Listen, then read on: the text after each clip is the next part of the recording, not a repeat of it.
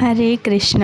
ಏನಪ್ಪ ಇವಳು ಹರೇ ಕೃಷ್ಣ ಅಂತಿದ್ದಾಳೆ, ತುಂಬ ದಿನಗಳ ನಂತರ ವಿಡಿಯೋ ಮಾಡ್ತಿದ್ದಾಳೆ ಅಂತ ಅಂದ್ಕೊಂಡ್ರೆ ಹೌದು, ಪವಿತ್ರ ಯಾತ್ರಾ ಸ್ಥಳಗಳಲ್ಲಿ ಒಂದಾದಂತಹ ಉಡುಪಿ ಶ್ರೀ ಕೃಷ್ಣ ಮಠ. ಇಲ್ಲಿಗೆ ನಾನು ನನ್ನ ಫ್ರೆಂಡ್ ಇಬ್ಬರು ಕಾಲೇಜ್ ಬಂಕ್ ಹಾಕಿ ಹೋಗಿದ್ವಿ. ಇದು ದ್ರಾವಿಡ ಶೈಲಿಯಲ್ಲಿದ್ದು 13ನೇ ಶತಮಾನದಲ್ಲಿ ಜಗದ್ಗುರು ಶ್ರೀ ಮಧ್ವಾಚಾರ್ಯರವರು ಇದನ್ನು ಸ್ಥಾಪನೆ ಮಾಡಿದರು ಅಂತ ಹೇಳಲಾಗತ್ತೆ. ಇಲ್ಲಿರುವಂತಹ ಕೃಷ್ಣನ ವಿಗ್ರಹವು ಪಶ್ಚಿಮ ದಿಕ್ಕಿಗೆ ಮುಖ ಮಾಡಿದೆ. ಪುರಾಣದ ಪ್ರಕಾರ ಹೇಳೋದಾದರೆ ಕನಕದಾಸರವರು ಕೃಷ್ಣನ ಪರಮ ಭಕ್ತರಾಗಿದ್ದರು. ಇವರು ಕೆಳಜಾತಿಯವರಾಗಿದ್ದರಿಂದ ಆಗಿನ ಕಾಲದಲ್ಲಿ ಇವ್ರನ್ನ ದೇವಾಲಯದ ಒಳಗಡೆ ಬಿಡಲಿಲ್ಲ.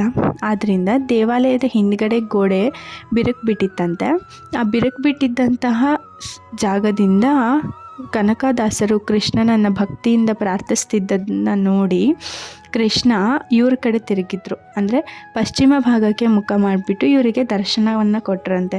ಆದ್ದರಿಂದ ಇದು ಈಗ ಕನಕನ ಕಿಂಡಿ ಅಂತ ಪ್ರಸಿದ್ಧಿ ಪಡ್ಕೊಂಡಿದೆ. ಮತ್ತು ಇವರ ಕನಕದಾಸರವರ ಪ್ರತಿಮೆ ನಾವು ಎಂಟ್ರೆನ್ಸ್ ಇದೆ ಅಲ್ವಾ, ಕನಕನ ಕಿಂಡಿ ನೋಡ್ತೀವಿ ಹೊರಗಡೆಯಿಂದ. ಆ ಕನಕನ ಕಿಂಡಿ ಹತ್ರನೇ ಇವರ ದೊಡ್ಡದಾದಂತಹ ಒಂದು ಪ್ರತಿಮೆ ಇದೆ. ಇಲ್ಲಿ ದೇವಾಲಯದ ರಥ ಒಂದಿದೆ. ಇದನ್ನು ಬ್ರಹ್ಮರಥ ಅಂತ ಸಹ ಕರೆಯಲಾಗುತ್ತೆ.